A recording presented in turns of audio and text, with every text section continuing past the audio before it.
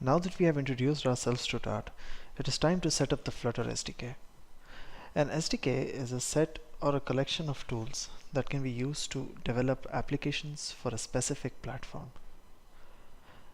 Let us now proceed to download the Flutter SDK first. To do that, we go to the official Flutter website and navigate to the Get Started section. Here, since we are on the Mac OS right now, we click on the Install on Mac OS option. As you scroll down and see beneath the Get the Flutter SDK, there is a small link which leads to a zip file. We will download this zip package.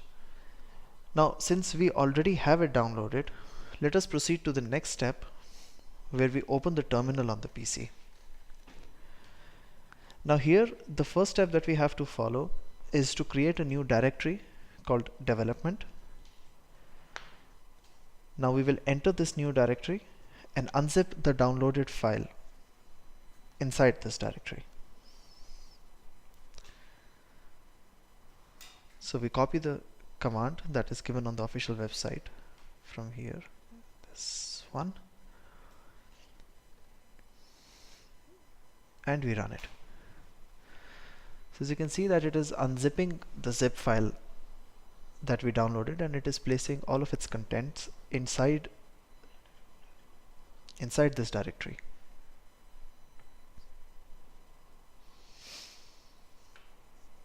This might take some time.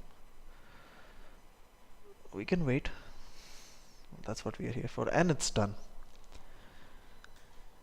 Now the next step is to update the path variable in the machine. And now there are two methods to do that.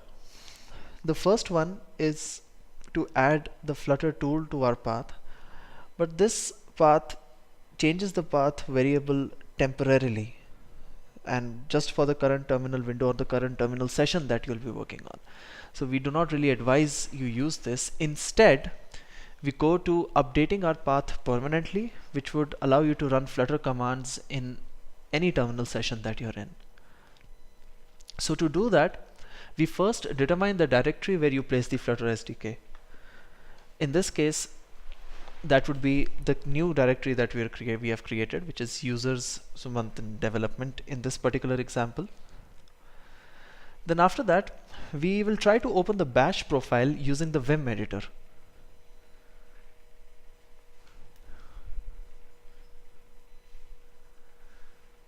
So we say sudo vim, and we open .bash underscore profile.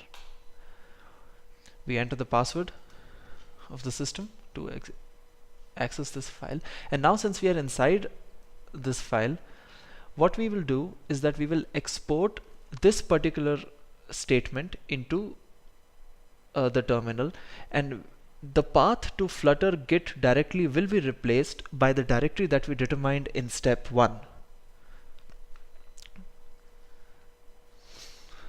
So we copy this and paste it here.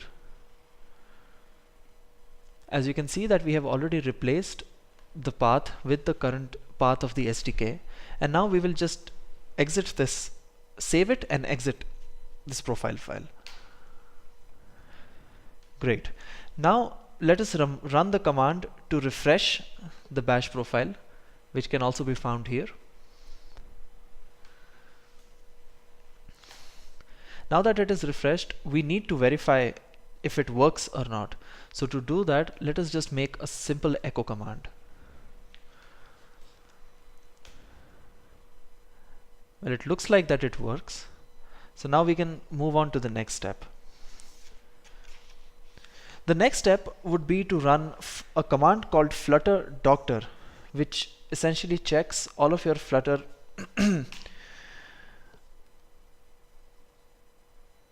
whatever the processes Flutter is using. So now we can see here that the Flutter channel beta is running. We have a tick next to that, but we have certain crosses next to Android toolchain and iOS toolchain, Android Studio and iOS toolchain as well. So to correct these, as you can see on the screen, we need to install Android Studio and Xcode for iOS. Now these are emulators and simulators which are needed for Flutter. Now the instructions to download these emulators can be found on the official website itself. Now since we are already ready and we have it all set up, why don't you go ahead and set your machine up? When you are done, we will make our official entry into the code. See you then.